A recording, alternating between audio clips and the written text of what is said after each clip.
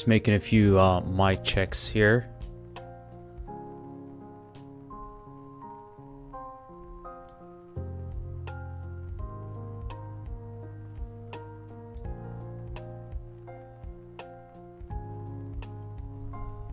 All right. Just making a few mic checks here.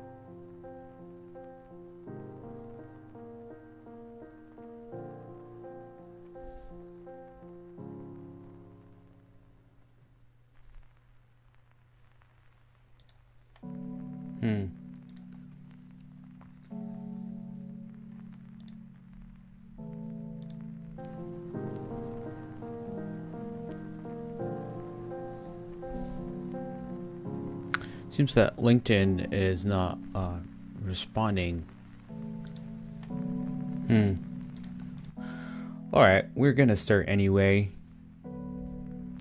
Welcome to the SOLIDWORKS VBA stream. Started streaming about 20 minutes ago. We're streaming here on YouTube. We've also got stream that's on LinkedIn, but LinkedIn has been behaving quite poorly with the scheduling system. For some reason, when we try to schedule the stream from restream.io, the dates are not actually matching, or rather the time is not actually matching between Restream and LinkedIn. So it's a couple hours apart. I think it's just the time zone difference, right? So unfortunately that has caused our stream to be kind of canceled on LinkedIn. However, the stream is up and running right now on YouTube, but it is up and running as well on LinkedIn. We are streaming from the Blue Byte Systems LinkedIn page, and I've got the two pages up and running. I'm watching them here as more and more folks start to come in. We'll write some VBA code. We'll have some questions answered if you have any. Otherwise, I'm just going to run through this macro that I'm going to write that is going to do a bunch of simple stuff really here with this full Grail assembly that I've got open here. Just going to goof around here a little bit with this assembly.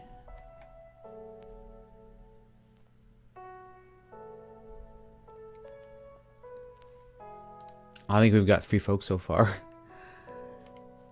Just to let everybody know that you are more than welcome to drop a comment or say something in the chat. If you're watching on YouTube, then the YouTube chat is right there on the right side of the video. Same thing it goes for LinkedIn. It's probably just the comment section, right? They call it.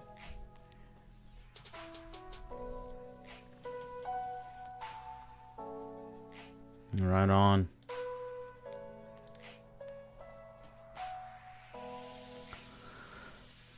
Maybe you can lower down the volume from the music a little bit.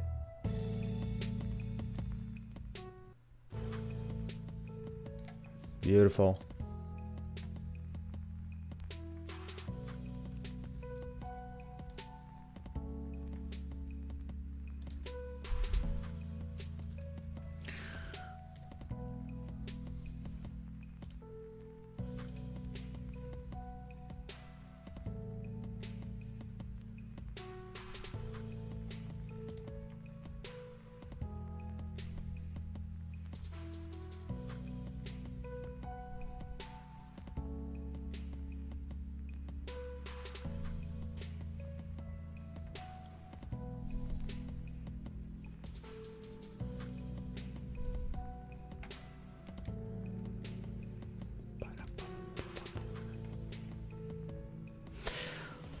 All right, we're gonna start our stream right here. One of the coolest things about VBA, it's that it's a very simple programming language and very easy to start with, right?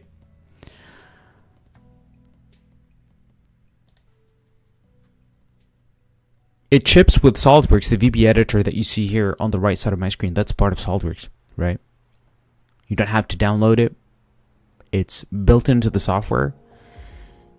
And it's there to help you automate your SOLIDWORKS repetitive tasks, right? I think the best way to start here is to show that you could literally open this window by going to Tools and then clicking on Macro. And then clicking on New. That's going to prompt you to save a macro file. You just save that into a location of your system. Right after you do that, you can go and edit it, right? So you'll probably end up saving an SWP file, which is the macro file. And then you can just grab that by going back to Tools, Macro, and then click on an edit. So I can just click on edit just to show you guys what we get. It's just a window or an open file window that you get. And it's just asking you, hey, can you locate an SWP file, right?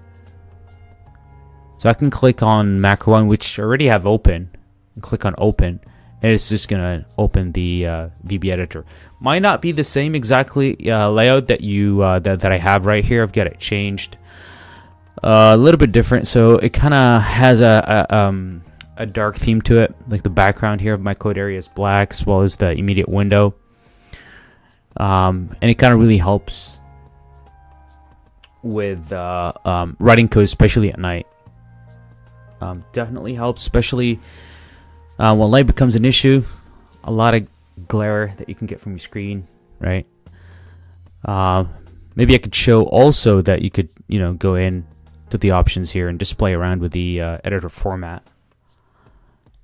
And this allows you to kind of configure your VBA editor, background color, so on and so forth, right?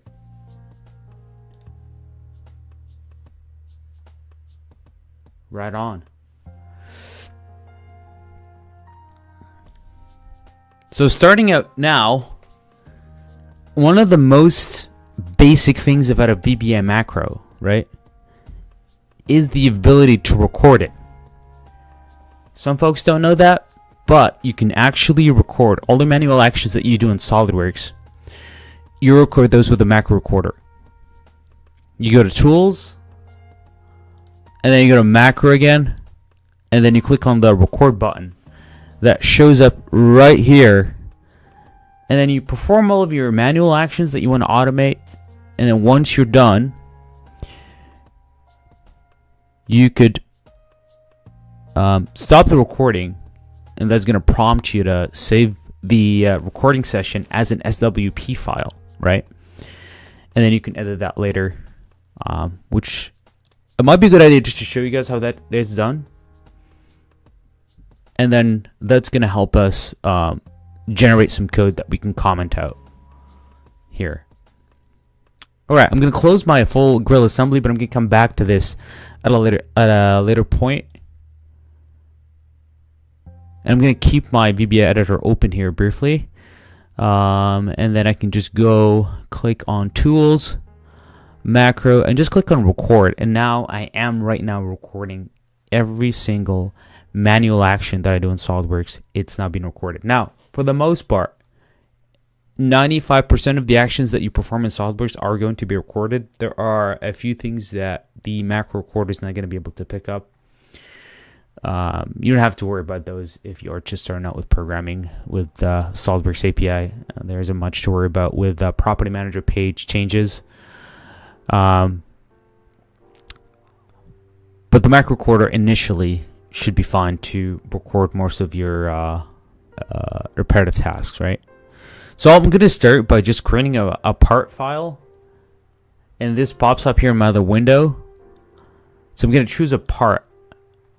You could choose an assembly drawing, doesn't really matter, but for simplicity reasons, we're going to choose a part, and we're going to create a new part, right? I'm going to click on OK. Again, this action that I just performed is being now recorded by the VBA editor or Visual Basic. And I can perform other manual actions inside of SOLIDWORks, right? And those are still going to be recorded. Let's go and create a sketch and just scribble, draw some geometry in there, maybe do an extrude boss. You have to be very specific or very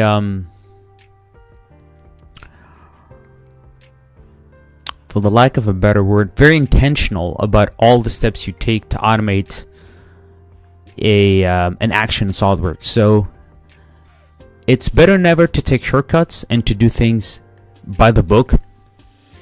And what I mean by that, so if I'm going to create a sketch, one of the first things I need to do is to select the face upon which I'm going to create the sketch, right? No shortcuts, because some of the shortcuts are actually not recordable by the macro recorder, right? So I'm going to go here to the sketch tab, and I'm going to click on sketch. But before I do that, I need to make sure that I've got the surface.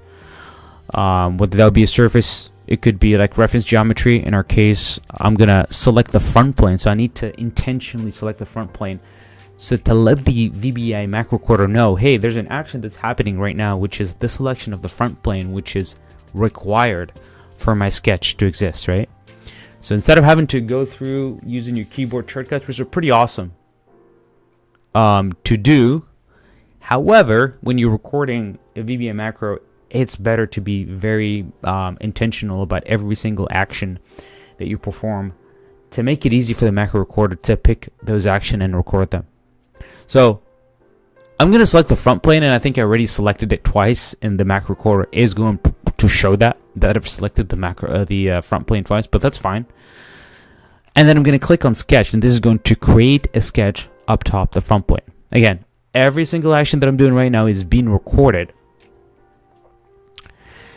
and the macro recorder is going to do that verbatim. Right, I've got my front plane selected, and then I created a sketch. I'm just gonna draw some geometry. Maybe it's better to create something that's closed, so like a geometry shape that's closed, so that we can do an extrusion.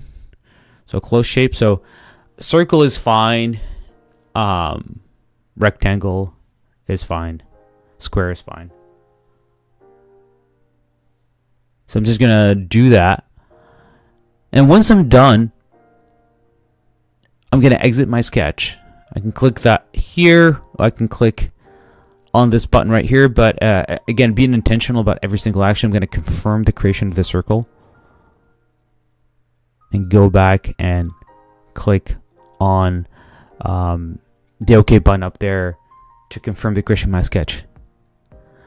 Now my sketch is actually it's selected. I'm gonna deselect it, select it one more time. So these actions in the scope of they might seem like they're redundant, but if you are automating them, they're gonna take a fraction of a second to execute. So deselect and reselecting it doesn't cost anything really from the macro for VBA. So deselecting and selecting the sketch here, even though that seems redundant, doesn't really take much time from you. Now that my sketch is selected, I'm just simply gonna do an extrusion, really simple extrusion here, and then extrude boss, pull that out a little bit, any depth really is fine. We're not really designing anything in SOLIDWORks. We're just showing more of a doing this to kind of record a VBA macro and then edit that. That's what we're doing really. So if anybody wants to kind of make a funny comment about my design skills, then they're more welcome to do that. Drop that in the chat if you're watching on LinkedIn. Drop a comment if you're watching on YouTube. Also, feel free to drop something in the chat. I want to see some folks here interacting with us. Fantastic. Let's see here. All right, going back to our property manager page here. I'm just gonna choose a depth, right?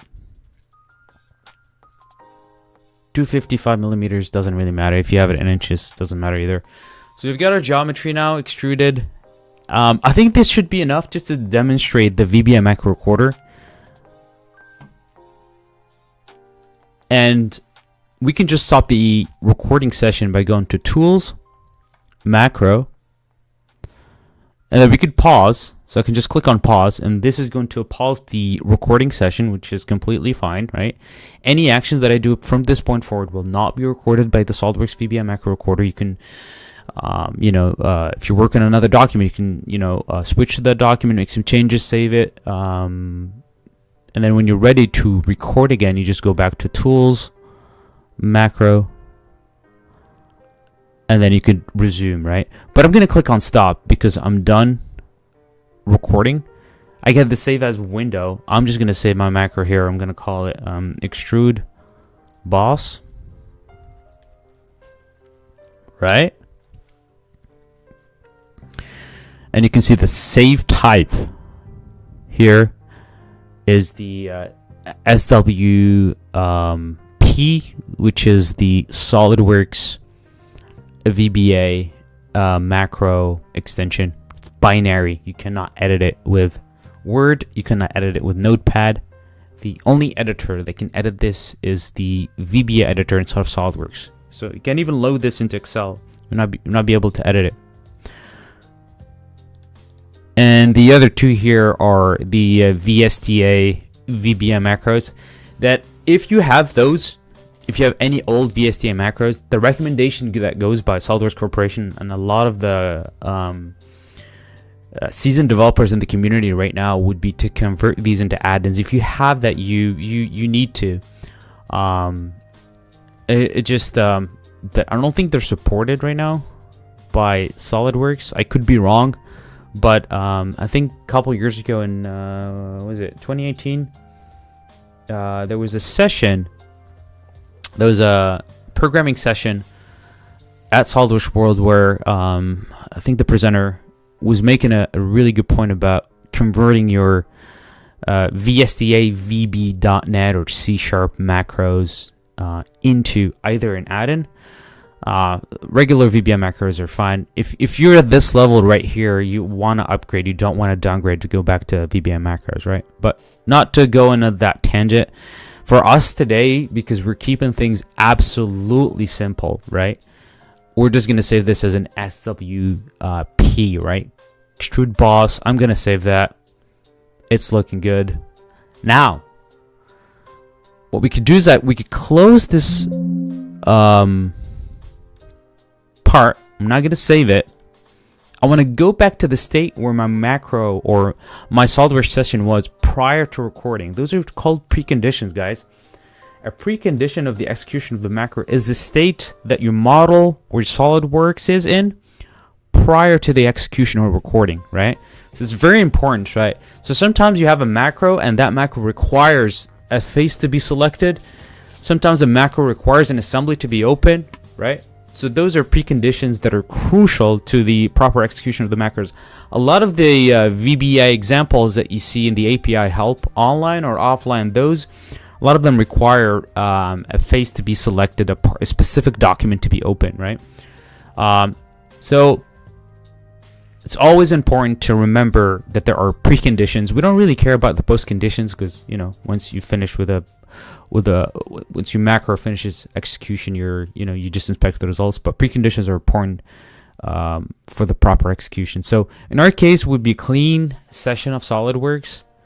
Now I can execute this macro that we just recorded. How do I do that? I'm going to go to Tools. I'm going to go to Macro. And then I need to click on Run, right? This is going to ask me to browse to the macro, or any macro for that matter. I'm just going to choose extrude boss.swp. I'm going to click on Open. And would you look at that? It actually did the boss extrusion that we recorded manually, right? It didn't take any time. It probably is faster than any of you guys or anyone on this planet. It took a fraction of a second, and that selection and reselection of the face or the plane initially that we did multiple times, it didn't matter because it was so fast, right? So don't worry about recording your workflow to the T or being efficient. There's nothing wrong about that, right? Because the macro, the VBA editor or SolidWorks is going to be able to execute this at the speed of light. So we've got our extrusion. We executed the macro. It did exactly what we it did exactly what we recorded. Now the beauty of it is that I could close this and I could repeat this over and over a million times. I don't have to I can run as many times as I need. I'm just gonna try to lower down the volume. Can anybody tell me if the volume of the music is okay? Is that over? Is that too loud for the microphone? That would be great. Awesome. So with this few actions that we recorded, right? We've saved them into an SWP file. We can execute that file as many times as you want. I mean, imagine the possibilities now, right? You can record whatever you're working on SolidWorks. You can record a portion of it and then re-execute that over and over and over again. Imagine the time that you would be saving over an extended duration of your workday, a month, a year. It really makes sense to utilize these macros in your workflow. Now I'm gonna edit it, right? So we started with one simple thing, which is to record it. We recorded a macro, we saved the macro recording, and then we executed a random macro, and then it kind of repeated the process that we. Oh, thank you, Cody. I think Cody's telling us that the audio here is perfect. Thank you for the thumbs up. Appreciate that. Now we're gonna edit it. This is what things are gonna get very interesting. At least for me, I'm gonna try to break things down here as simple as I can, because I know the 6 folks that are watching the stream right now. Some of you guys might be, you might have recorded macros in the past. Some of you may be API developers. I don't know who's watching right now. This kind of make things very, very interesting. But if at any point anybody has a question, then feel free to comment that question. Put that question in the comment section. I'll be more than happy to answer it. But let's go and edit it. I think we got also John, if I'm pronouncing that correctly, Gin. The music volume is okay. Thanks, man. We appreciate it. Right. So let's go and edit the macros that we recorded. So to edit a macro is very simple, similar to the process that we've done, right? Which is tools, macro, and then we're going to click on edit and then go locate that extrude.boss.swp file and then click on open. Now this is going to be crazy because you're going to see a bunch of code here that is, does a lot of things that are extremely inefficient. But that does it very fast, so it's faster than any developer I can think of, right? And any designer for that matter. You cannot design or you cannot do that extrusion faster than the VBA macro, but it's very inefficient. Anywho, but let's just take a look at the code here. Any VBA recorded macro, anything that you record in SolidWorks is always going to have this section here at the top, right? This is going to contain 3 or 4 lines. These are called comments. Any comment in the VBA programming language will always start with these single quotes. Sorry. So with these single quotes, right? They get highlighted in the VBA editor with the color green just to distinguish them from anything else, so that you are aware that these lines in green have a different meaning to the rest of the code here. Well, the meaning is very simple. Anything that's a comment, it will be ignored by the VBA editor. The comments are not for the editor. Comments are not for SolidWorks. They're not for the compiler. They're for you, the developer, and anybody else who's going to edit the code in the future.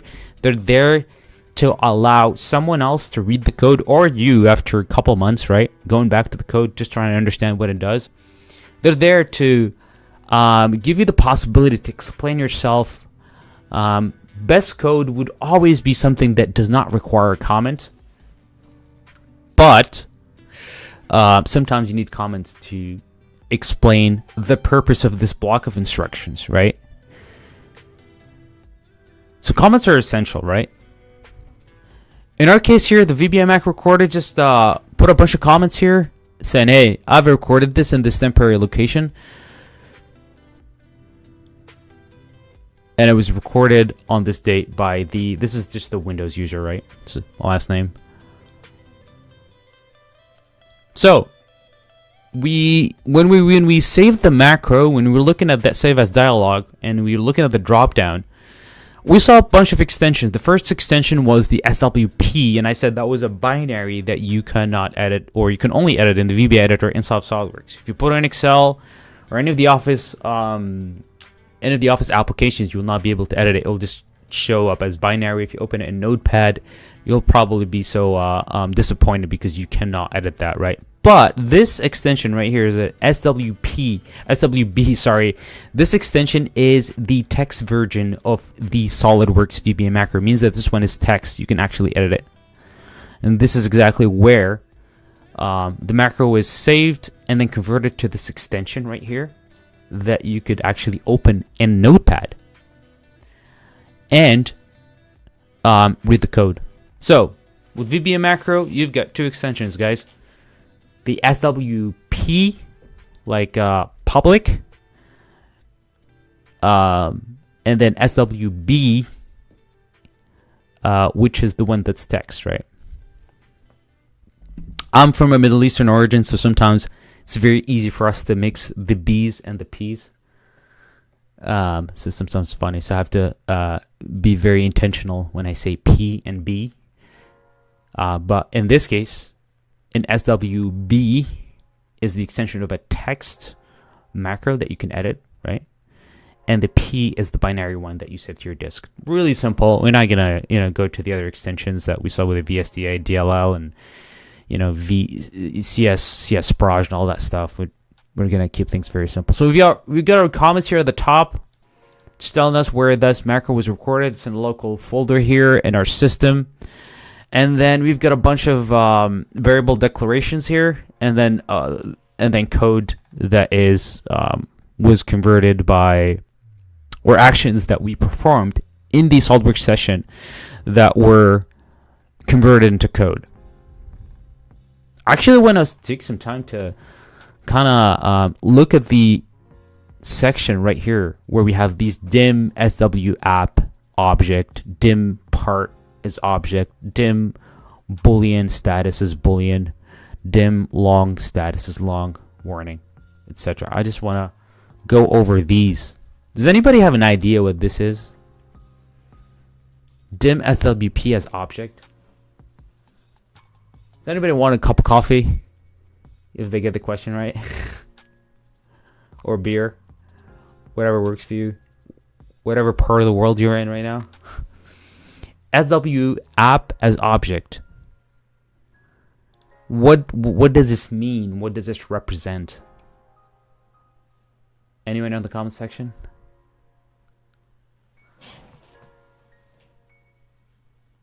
I think the stream is delayed by a few minutes maybe, so I need to be slightly patient and not jump into the answering the question. Maybe Cody or John here could say something. He said set SolidWorks an object. I would probably consider that to be a good answer. Yeah, it sets SolidWorks as an object.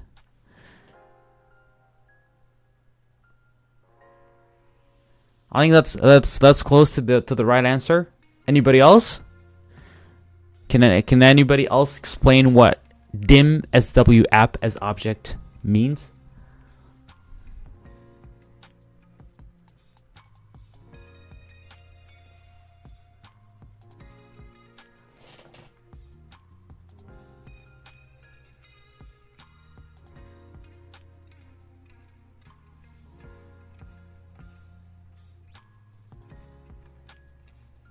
Dim as a okay, I think I'm gonna answer.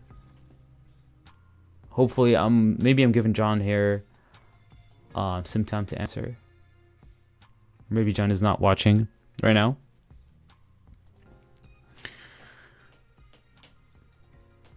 So dim SW app as object. No idea. Well, buddy, I had no idea too at some point, so it's absolutely fine. It's all right. But the good thing is that you're gonna have an idea here in a second. I'm gonna explain to you what dim SW app as object is. Without further ado, right? I think one of the good things that we've already learned today is that we can actually type the explanation of dim SW app as object using what we've learned about comments, right? So I can just type in a comment here and type in a bunch of stuff about SW app, and we can save this file, and whoever's gonna read it next will be able to say, oh, okay, there's a comment here, this is what this line means. But now going back to what Cody said, Cody started by saying set, which is technically incorrect, because set is going to take something, memory, and assign it to something that already exists. Well, this line reserves that space in memory for a variable called SW app, and says this variable that I'm going to reserve space for is of type object.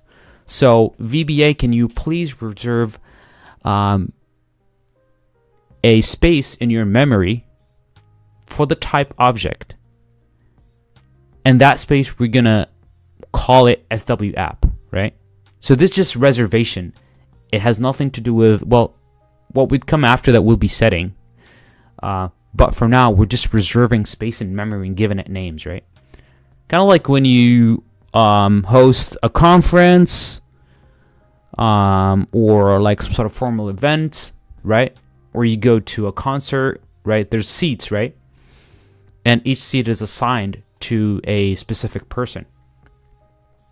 So that's the same thing as these lines here, which are variable declarations. We're just reserving space and names for things that we're going to set later. So imagine an empty seat, and then you put a little piece of paper on it that has a name. That's exactly what we're doing here with SW app. No problem, John, man. I know there's a delay. I know, because we're streaming this right now into 2 different platforms. We're doing LinkedIn and YouTube. I know that you and Cody, you guys are watching it on YouTube. LinkedIn we're trying to do it on LinkedIn as well, because that's where we have most of our folks that we're connected with Blue Byte Systems. But we've had an issue scheduling just with LinkedIn. There's a few hours delay in the scheduling. Anywho, so going back to what I was saying earlier on about variable declaration, we're just reserving space for a variable of name SW app of type object, right? Object here means anything, right? This could be a text. This could be a number. It could be anything. It could be an application. In our case, this is going to be the SOLIDWORKS. And the same thing here in the second line, a variable declaration of type object. The variable is called part. So anything that you declare in the scope of VBA, if a VBA macro, most of them you're going to be dimming stuff, right? So dim SW app as object, dim SW model doc as object, and so on and so forth. Well, you're not going to be doing objects because there are, we call it specific API types, right? API types that you will specify here. They're specific. They have specific names. Object is generic. Now, because we recorded this as a VBA macro, like the VBA macro doesn't really care because it's not meant for you to read, it's meant for you to run, right? So it's going to declare it in the most inefficient or maybe basic or cryptic type possible. So it declares it as an object. In programming, anything and everything is an object because it's the base class of everything. So a number is an object. A text is an object. A reference to the SOLIDWORKS API is an object. Anything that we reserve space for is eventually an object, right? So I've declared SW app twice here. I don't think it will be happy if I try to compile right now, but you can only use the one name in the same scope once, right? So we've got a variable declaration here of SW app. Second one is I added that. Sorry. Second one is the part doc. And then Boolean, a variable called Boolean status.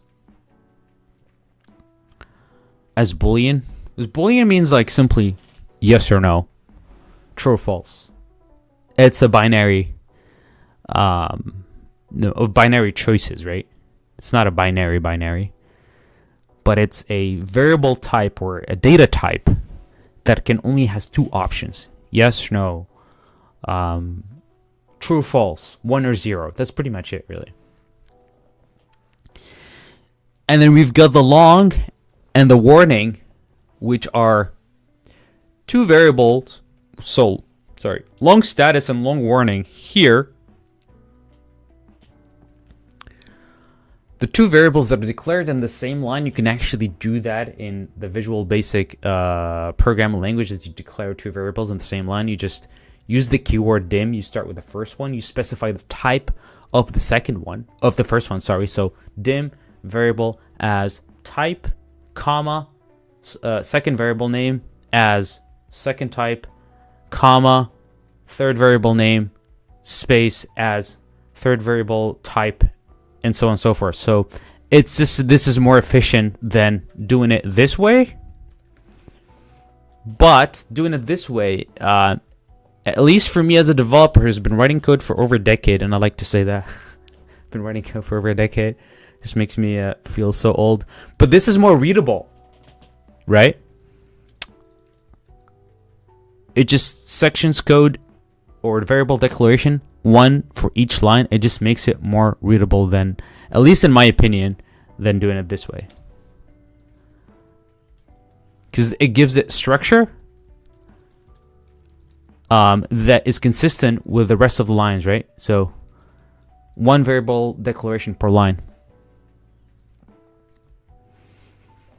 I think the only thing that I didn't define here is long, which is a type that is numeric. So long is simply a number, and I think long is stored, and I could be wrong here, but it's, I think, 8 bytes. So it's probably in the millions.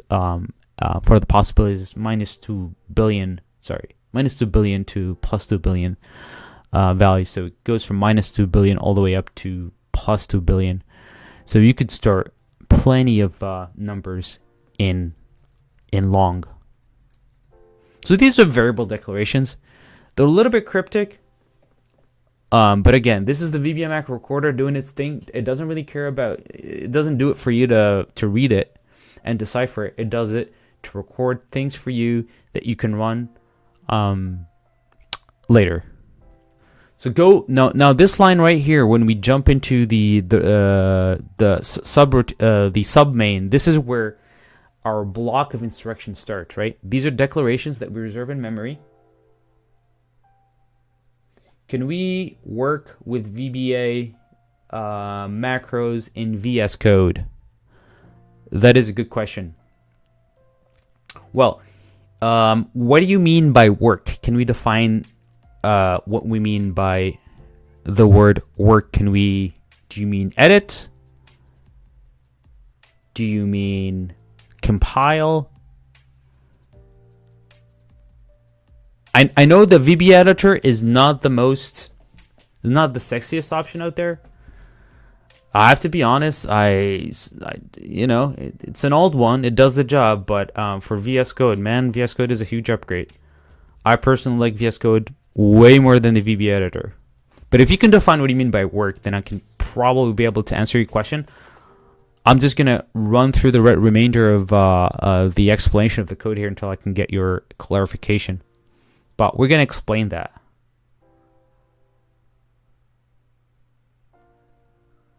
Yes. So, can we work with macro files in VS Code? With SOLIDWORKS VBA macro files in VS Code? You cannot create them. Well, you can create them. You can create an SWB, which is a text file that you can import later. You cannot create an SWP, which is the one that we recorded earlier on, because it's a binary. So if you want to write some VBA code in VS Code for the sake of writing it, then yes, you can. You create a new file, you call it VBA macro, but you want to save it in SWB. That's very important. It's a text file, and then you'll be able to write code. However, this is the big not condition, but inconvenience. In VS Code, you will not be able to get access to something called IntelliSense. For someone who is starting out to write VBA code, you rely heavily on IntelliSense because it's what tells you, it's a suggestive feature of the VBA editor that helps you write code more correctly, right? I personally don't memorize all of the API calls in the API. I can write them, I can write a decent number of them just because of sheer, practice and overall just repeating them over the years. I memorized them. But in the VBA editor, this one that we're working with, you have IntelliSense. You don't have that with the VS Code, man. Unless somebody writes some sort of extension and you're able to use that, which I'm pretty sure the community is very small, so I don't think there are people that are going to dedicate time to that. But what I mean by IntelliSense is the following, right? And I just want to make sure that I explain IntelliSense here. So as I'm typing application and I press dot, I get this drop down. Now this drop down is a suggestive feature of the Visual Basic Editor telling me, hey, the object that you, or the sentence that you created, these are the possible or the potential options that you can complete it with, right? And this would apply for VBA with this line, but also applies for the API as well. So if I'm writing an API call or an API interface and I press dot, it's going to tell me, hey, these are the possible functions and properties that you could call. You don't have access to that in VS Code for the SOLIDWORKS API. You might be able to do that with JavaScript, right? Or with other code that you write. Unfortunately, you can't really do that for VS Code. So I personally would say that you can create VBA macros in VS Code as long as they're going to be SWB, right? The text files. You cannot create the binary ones. But at what cost, right? The cost will be enormous because you're going to be switching back and forth between the documentation and the VS Code, and you're going to be copying code left and right. It's better to do less copying from the documentation, right, to the Visual Basic Editor and solve SOLIDWORKS, right? And I'll have to be honest with you, I actually use VS Code to write some macros, but most of the time, if I'm serious about writing something, right, I want to just put my head down and write it. It will definitely be, unfortunately, in the Visual Basic Editor. This thing is old, man. We're talking like 97. Yeah, this thing is going to see 30 years in a few years. Yeah.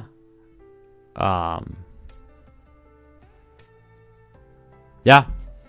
Anyway, to answer the question, you can create VBA macros in VS Code as long as they're the binary ones, but it's not efficient. Anyway, I'm just gonna go back to my code here with that very lengthy, sometimes tedious explanation.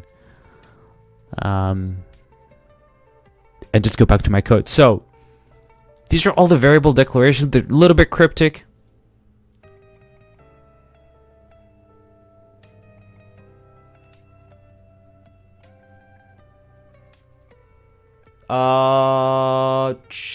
Chucky, better to create macros inside SolidWorks and maybe edit them at VS Code. Maybe. Yeah, I would not. I'd consider that. Yeah. Again, if you edit them in VS Code, maybe you could have maybe better indentation tools. But without IntelliSense, especially if you're not an experienced developer, it's just going to be time consuming.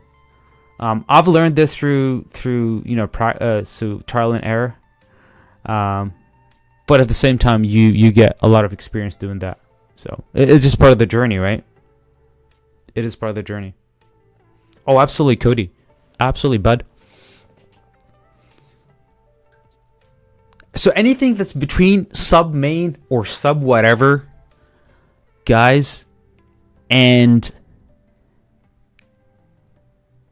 anything that is between sub main and end sub, so sub something and end sub, anything that's in between those two statements is part of something what we call a subroutine. Sub is basically short for a subroutine. It's just a modular block of instructions. That's what it is.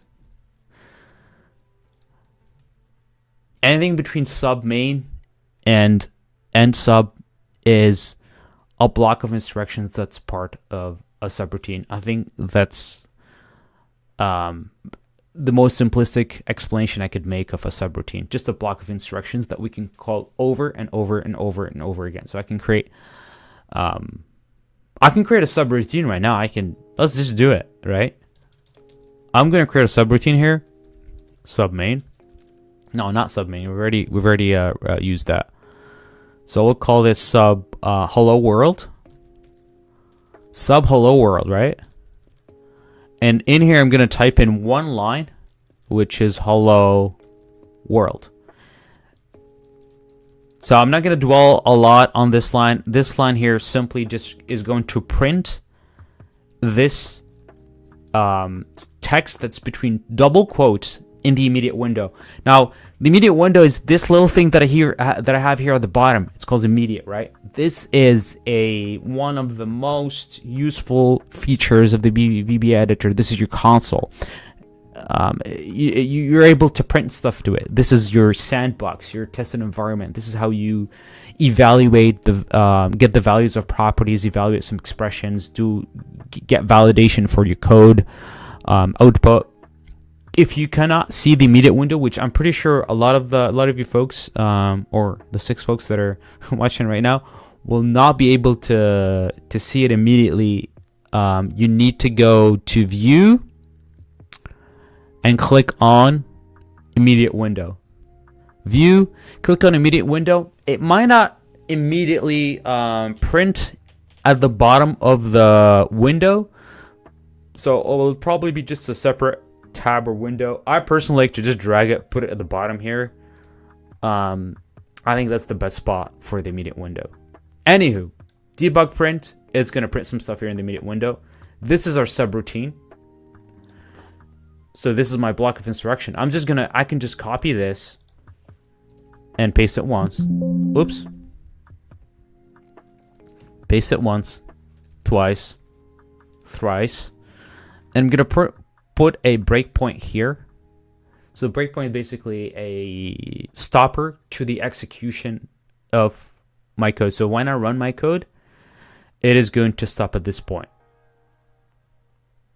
So if I click here, my code has stopped execution immediately at the line where I wanted it to break, right? However, hello world has printed 3 times. It's because I've referenced my subroutine hello world 3 times.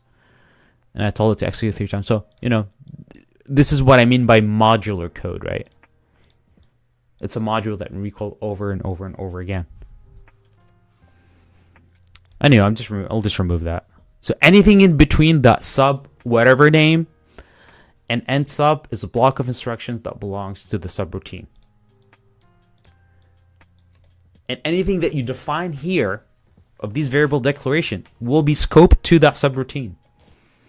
Subroutine only knows about the variables that are defined within its scope or things that are defined outside in the same module that have sort of like a higher standing, they're more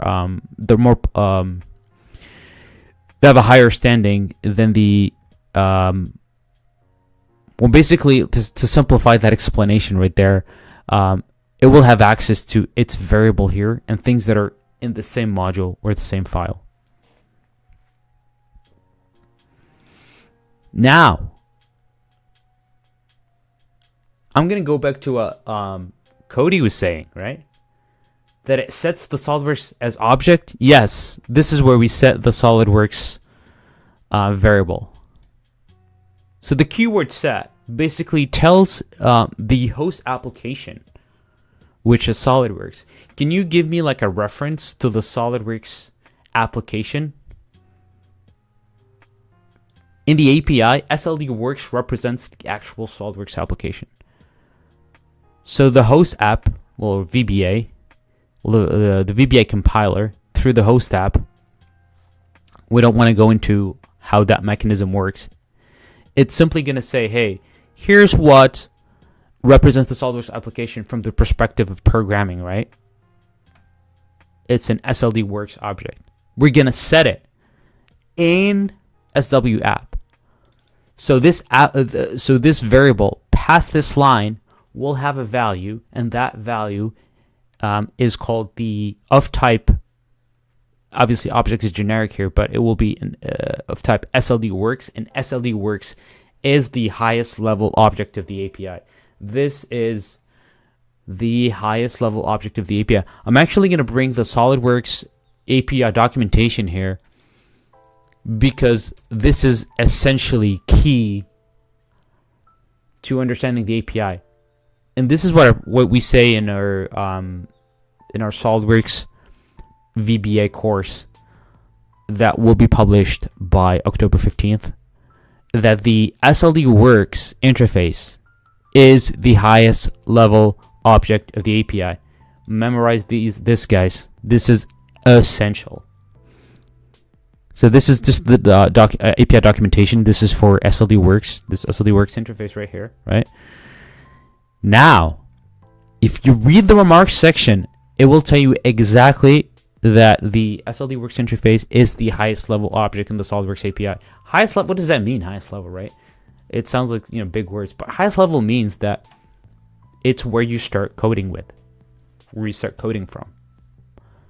So if you really want to start a VBA macro, the only way to start it and to start, automating features of SOLIDWORKS, you can only do it by getting the SLDWorks interface and setting that to a variable called SWApp. Obviously, this is a variable declaration. I can change this. It doesn't have to be called SWApp, but the convention right now is that, the folks who wrote SOLIDWORKS just decided that this is the convention that we're going to use. SWApp is going to be the SOLIDWORKS application variable. So, from 20 years ago, you could call this, I can call this,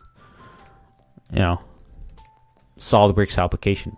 There's no need for me to stick to a specific name for my variable, but convention has it that we all use SWApp as the name for the variable that's going to hold reference to the SLDWorks interface, which is the highest level object. So from this object, I have access to SOLIDWORKS application. That means, so if you have access to SOLIDWORKS manually, or you get access to SOLIDWORKS, you could open a document, right?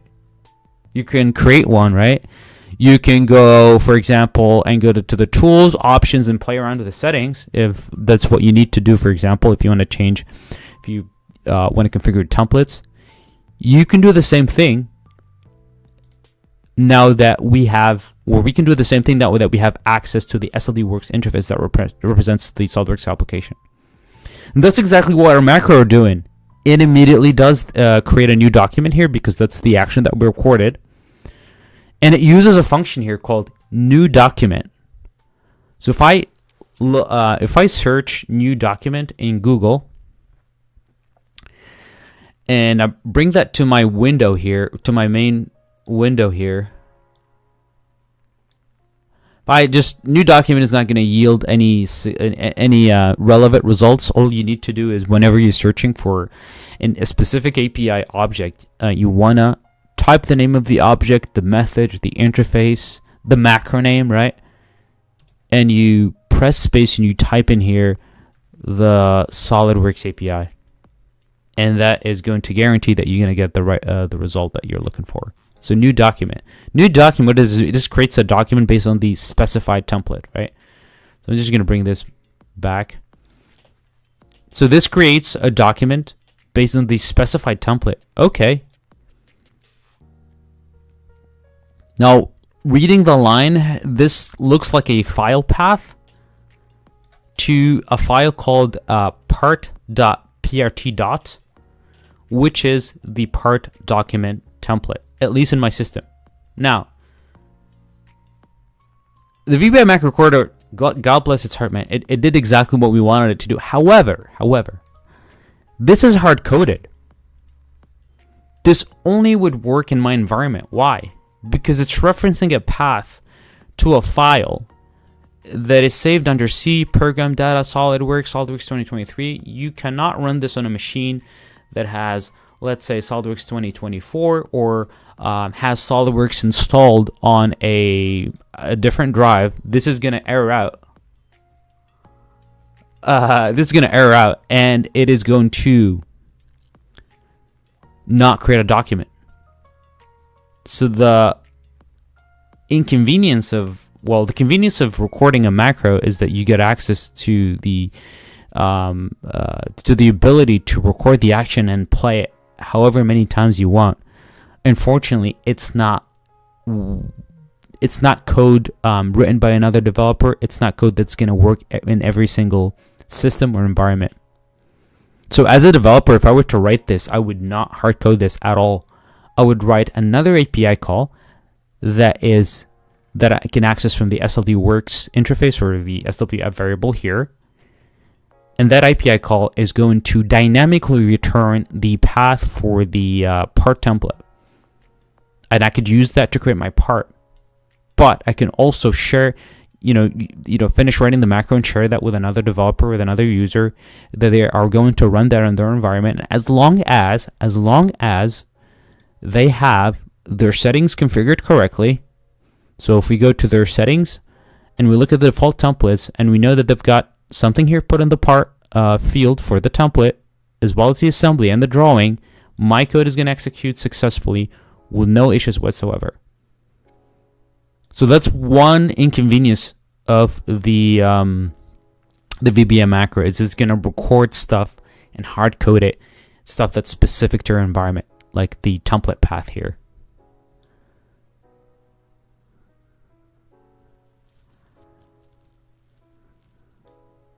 Right.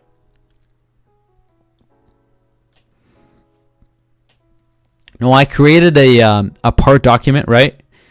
And I extruded it and created a sketch on it, and I did an extrusion. It was fantastic.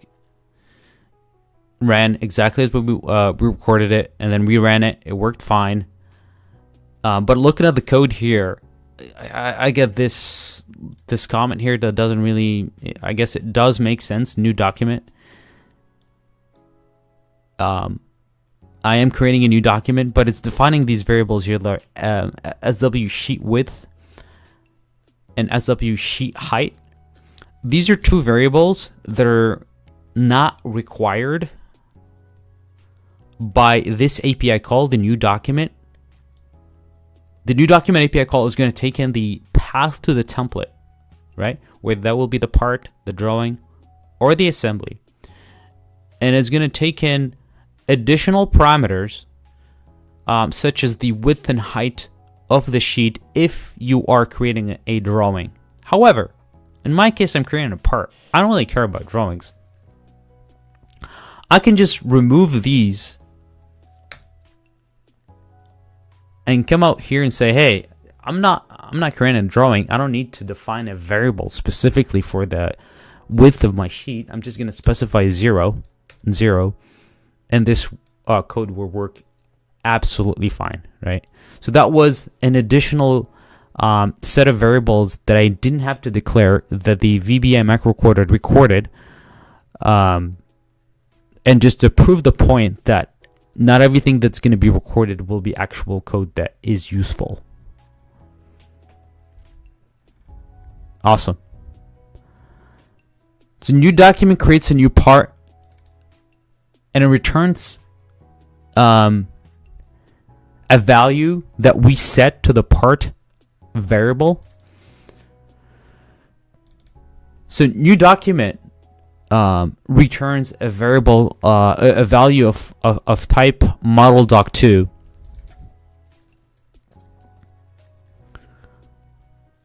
Model doc2, which is basically refers to a generic document. So within the SOLIDWORKS API, by the way, Cody, I'm going to answer your question here in a minute. Within the SOLIDWORKS API, we've got documents that are parts, assemblies, and drawings, right?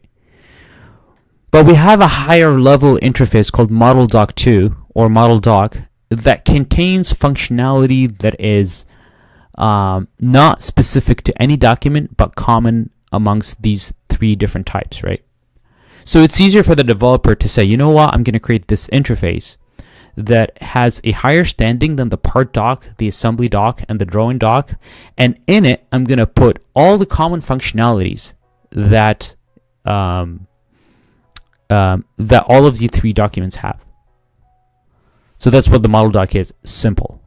And that's what you get from a new document. However, here the VBA macro recorder just decided, you know what, I don't really care about your API specific objects. I'm just going to declare everything as an object and just move on, and it just works fine, you know? And right after that, we are activating the document. When we after we activate the document, we're getting the active document from the SOLIDWORKS interface and putting it in this part doc. It just doesn't make a lot of sense. And then we are maximizing the window. And then here's my first plane selection. This is when I selected the front plane. I inserted a sketch, insert sketch, and then I created a circle, didn't I, right? Right after that, all of this stuff right here, you can zoom in and out. It just gets recorded by the VBA macro recorder. I absolutely do not write this. It's absolutely useless code. It's just recording your mouse movements, your zoom in and out. It is fantastic if you want to learn how to work with what we call the vectors, matrices, and just like reference geometry in general. This is good stuff. It just shows you the inner workings of the API, but it's absolutely useless because we don't need any of this code at all. So most of this code is junk. This is junk. Probably all the way up down to here, junk. So this looks like, would you guys say this looks like 80% of the code? Yeah, I think this looks like 80% of the code.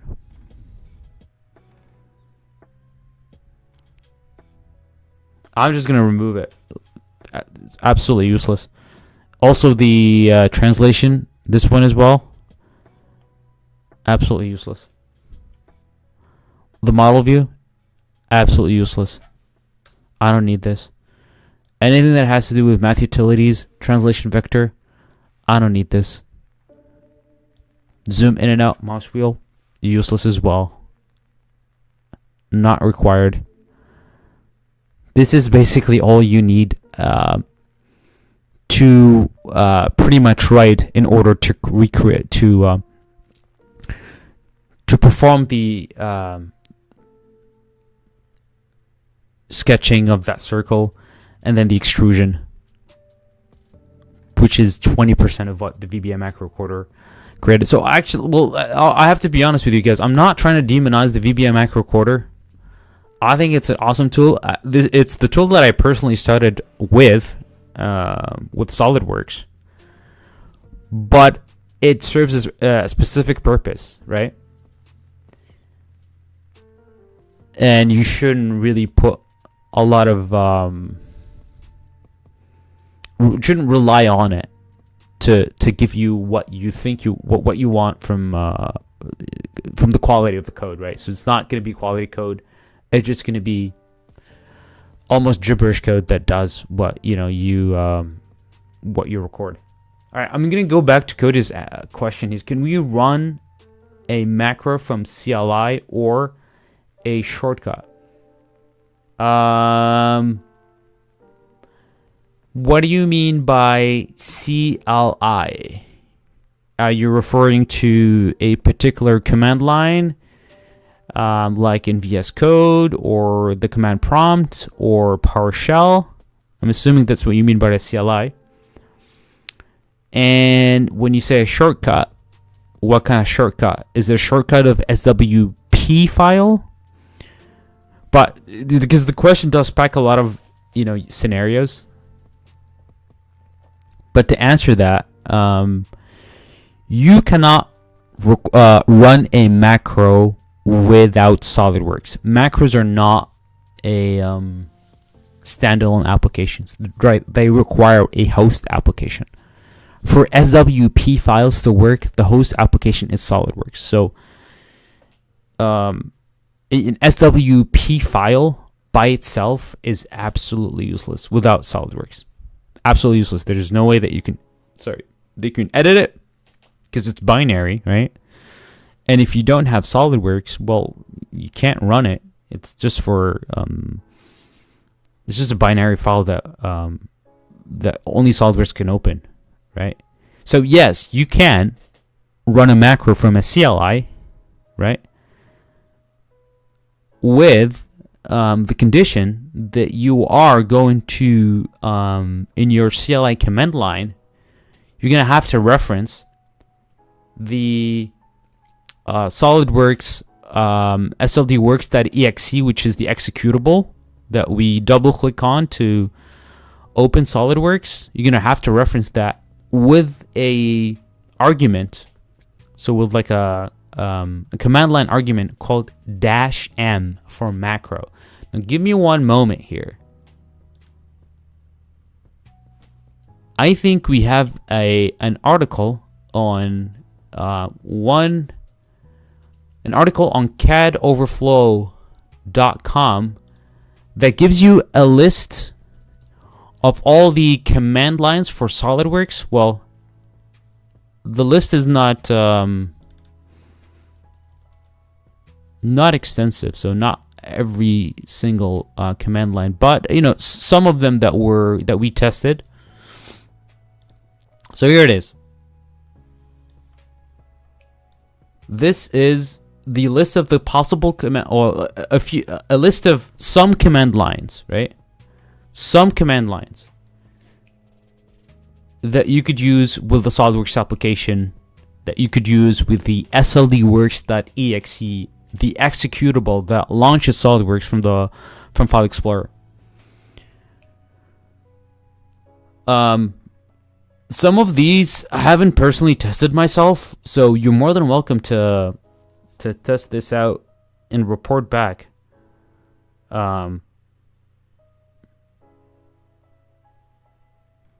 But I know for a fact that with /B, you could run SolidWorks in batch mode. /R is going to suppress the dialogues, and I'll tell you exactly what we mean by dialogues here in a minute. It just suppresses dialogues that are shown by two API calls. It's not all the dialogues in SolidWorks.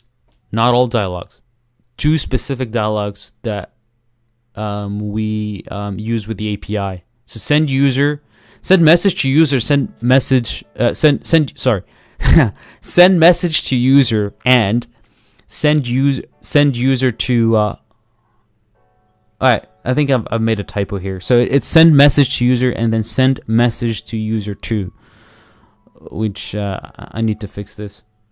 So these are 2 methods that show a dialog box that gets suppressed if you launch SolidWorks with this /r command argument, and then m helps you run a macro. /d opens SolidWorks in developer mode, and it gives you access to these cool set of menus. It just allows you to do some checks. They're geometry specific checks if you're doing any modeling with the SolidWorks API.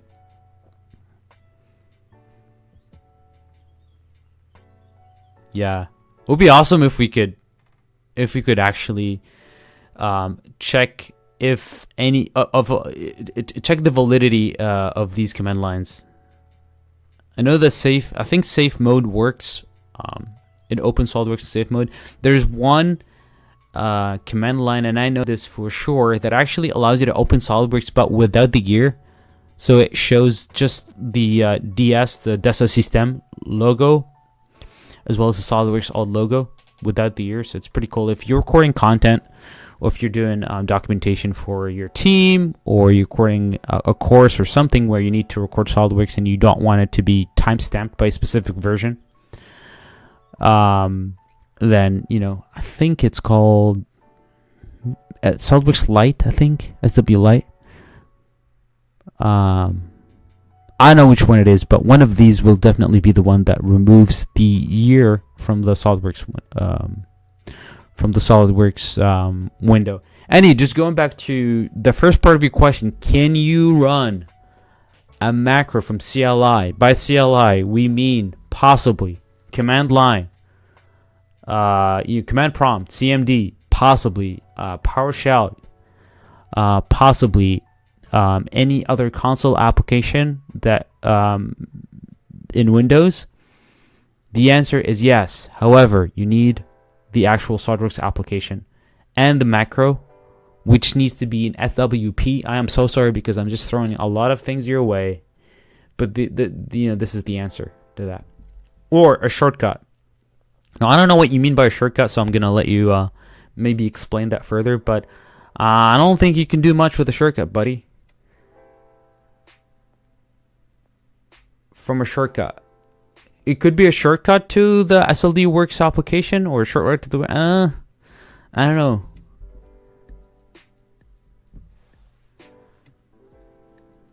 I think from a CLI, you need SOLIDWORKS, and you also need the path to the macro. Anyway, let's go back to our code here.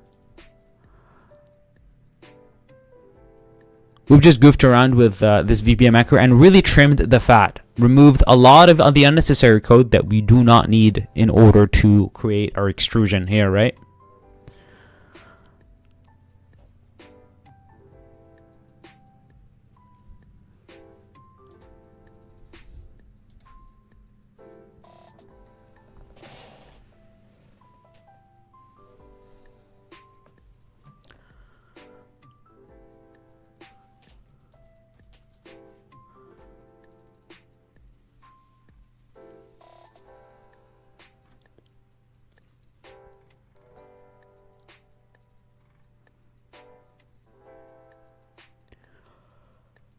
This is what we have so far. Just a simpler structure, a subroutine that has fewer lines of code that simply gets the active creates a new part, gets that part, selects the front plane, creates a circle, exits the sketcher, inserts the sketch, makes a selection of that sketch. As I said before, that we need to be very intentional about all of our actions that we want to record in SolidWorks. We want to make sure that we record every action separately to make it easy for the macro recorder to pick those up, right? And then once we had the sketch selected, we simply called feature extrusion 2, which is the API call that creates an extrusion, and that creates the extruded part. It's a good way to learn about programming, is to start goofing around with the SOLIDWORKS VBA macro recorder. Just record anything that you can record, right? And just read the code and try to decipher it. However, I would personally still think like you need to be able to do this for fun, because it's gonna allow you to ask yourself more questions and then seek answers for those questions, right? But you should be able to have other resources as well, I think, like a course online, or a book for that matter. Our course is going to be released on October 15th, and it's going to be a very essentials course about the SOLIDWORKS API and how to write VBA code from scratch. We're looking at about 13 hours of content that you will be able to get from Blue Byte Systems or website bluebyte.biz for one single payment. Want to make sure that this is accessible to everybody, wherever you live. If you're a student, or if you are a designer, if you're a developer, if you're just interested in SOLIDWORKS and automation in general, right? Then the content will be very, very affordable. And we're going to throw some freebies as well, just to keep everybody happy. So there will be plenty of content for you to consume, as well as plenty of tools that you'll be able to edit, be able to explore, to read the code of. A lot of that stuff will be made available by mid-October of this year. I think we've done close to an hour and 15 minutes of streaming. This has been our first stream ever, so I really want to thank the folks that have tuned in here on our YouTube channel, Blue Byte, on our Blue Byte YouTube channel, as well as LinkedIn.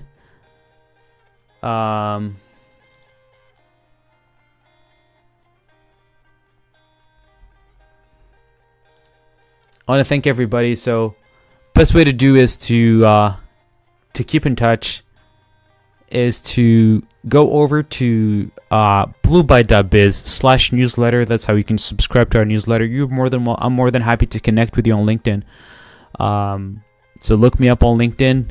Just type in Aman Jalili, or you can just find me through our website at bluebyte.biz. Feel free to connect with me. I'm more than happy to point you in the right direction if you have any questions. And also, you guys don't have I'm super happy to have 6 or 5 or 10 folks stream with us today. I'm gonna try to make this a weekly thing on Friday, 11 a.m. Pacific time, and it will be a time to kind of talk about anything that's related to SOLIDWORKS VBA, or more stuff about e-drawings, about SOLIDWORKS PDM, potentially in the future about the 3D Experience platform. There is plenty of content to cover, and I'm excited that we are going to start this every week, 11 a.m.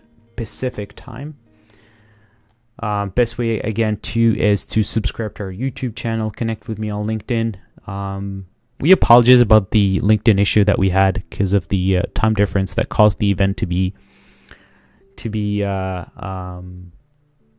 canceled, because the streaming tool that we used was probably tuned to a specific time zone, and LinkedIn was tuned to another time zone. So they caused a mismatch in the time and caused the stream to be kind of canceled on LinkedIn, but we were able to throw a new stream using our Blue Byte page, and it was up and running. So we streamed to YouTube, LinkedIn. Hopefully next time we're also going to include Twitch as well. Make sure to share this content with your colleagues, anyone that you think is interested in the SOLIDWORKS API. Reach out if you have a specific topic that you want to cover. And next week, we will be writing actual code as opposed to just doing this recording comment type of activity that we did today. But I want to thank you all for joining me today. It's about 100 minutes of streaming. And I'll see you next Friday with the SOLIDWORKS VBA stream at 11 a.m. Pacific time. Thank you guys. And peace. Bye.